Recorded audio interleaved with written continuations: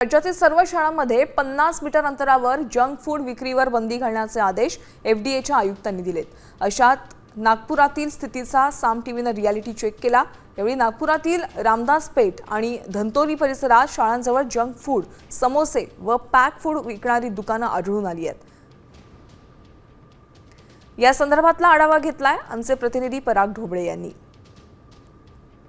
अन्न प्रशासन विभागाकडून गेल्या काही दिवसांपासून धडाकेबाज निर्णय घेतले जात आहे। आता एक नवीन निर्णय खरं तर घेण्यात आला आहे। निरोगी बालपण आणि सुदृढ आयुष्य मिळावं यासाठी राज्यव्यापी मोहीम राबवली जाणार आहे आणि तुकाराम मुंडे यांनी जो घेतलेला निर्णय आहे त्यामध्ये शाळेपासून अगदी 50 मीटरच्या अंतरावर जे आहे कुठेतरी जंक फूड मिळू नये, चांगलं अन्न त्यांना खाता यावं यासाठी खरं तर हा निर्णय घेण्यात आला आहे। एका खाजगी शाळेपाशी आणि त्या ठिकाणी आपण पाहू शकतो बाजूलाच लागून जर आहे खरं तर अनेकांचे असे स्टॉल आहे किंवा दुकान आहे ज्या ठिकाणी अशा पद्धतीचे जंक फूड जे आहे ते मिळू शकतं। त्यामध्ये सँडविच, पावभाजी, पुलाव यासोबतच काही पॉकेट्समध्ये मिळणारे जे बिस्किट्स आहे किंवा चिप्स आहे अशासारखे पदार्थ सर्रासपणे जे आहे शहरात अनेक ठिकाणी अशा शाळा आहेत ज्या ठिकाणापासून 50 मीटरच्या अंतरावर मिळू शकतात। तर त्या शाळेच्या संदर्भातले जे आहे आजूबाजूचे परिसर तपासले जातील आणि असे दुकानं असतील तर त्यांच्यावर पुढच्या काळामध्ये कारवाई केली जाणार आहे। हा नियम केव्हापासून लागू होतो हे सुद्धा पाहायला जाणार आहे आणि त्याची कशा पद्धतीने अंमलबजावणी जी आहे ते करणार आहे हे सुद्धा आता पाहावं लागणार आहे। व्हिडिओ सौरभ बोले, पराग ढोबळे, साम टीव्ही न्यूज, रामदास पेठ, नागपूर।